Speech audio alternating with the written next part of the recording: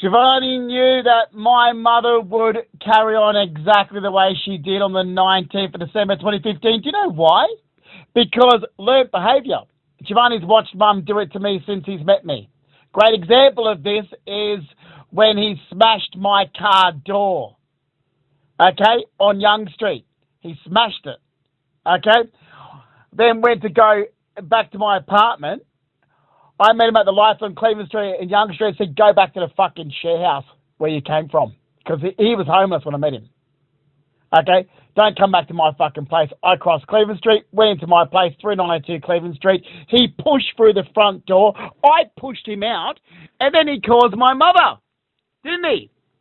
And Mum said, I'll call the police on Justin. So he did, and the police asked me, and I said, I pushed him out because he tried to home invasion.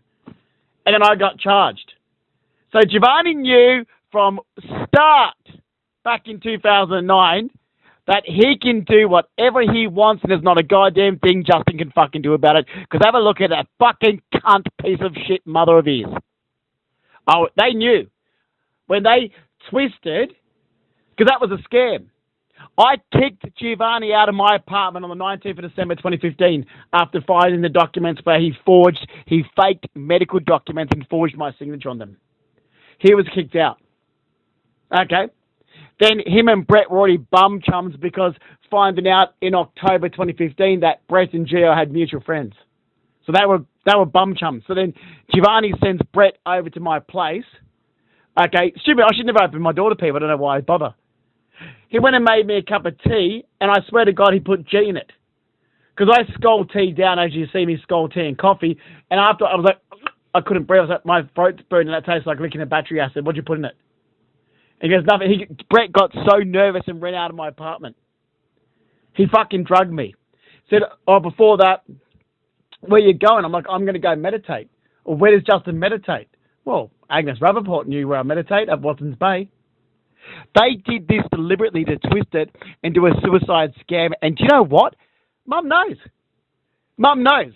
Because I called her on the 19th of December 2015 and told her. See, Mum knows this.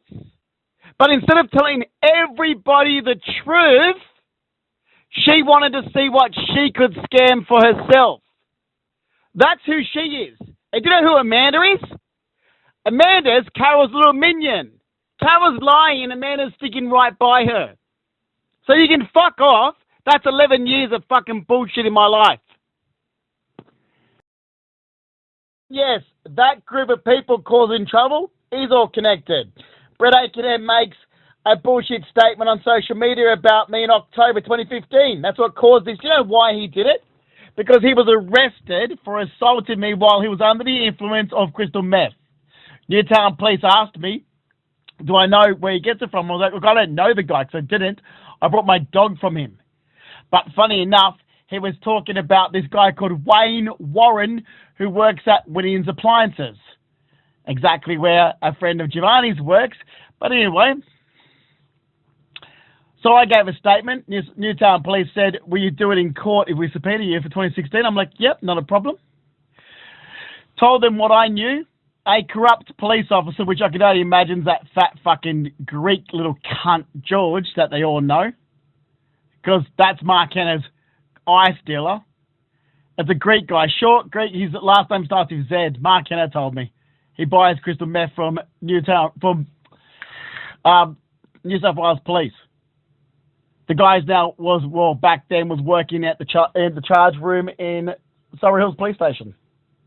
George, who's also known to Stephanie Salas, so they're all connected, who's also known to Michael Raptis, so all these deadbeat fucking losers. So anyway, Brett finds out because he gets, like he told me, that the police officer in Newtown told him. So then he tells him what he's going to tell people. Okay, he puts bullshit across social media. Spiro, this other fuckwit friend of Brett's gets on there. Spiro's a friend of Giovanni's, isn't he? But Spiro's a lifelong friend of Stephanie Salas. See, you, as my family, were told by me, this shit's going on. Don't contact Stephanie Salas back. You didn't listen. Oh, we're going to ignore Justin. Let's ignore Justin. He's our family member. Let's ignore him because we've done it our entire life.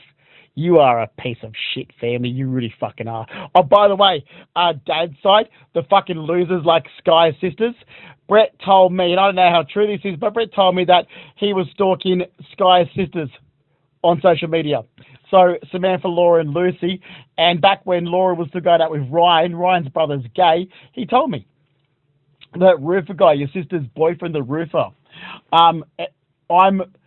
Apparently he was going to send his nephew from Canberra to move to the Blue Mountains and date his brother. That's what Brett said. I was like, oh my fucking God. How much pull as an abo do you have?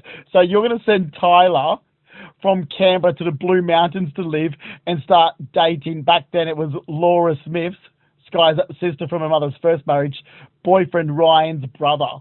Oh my fucking God. But that's what he did say.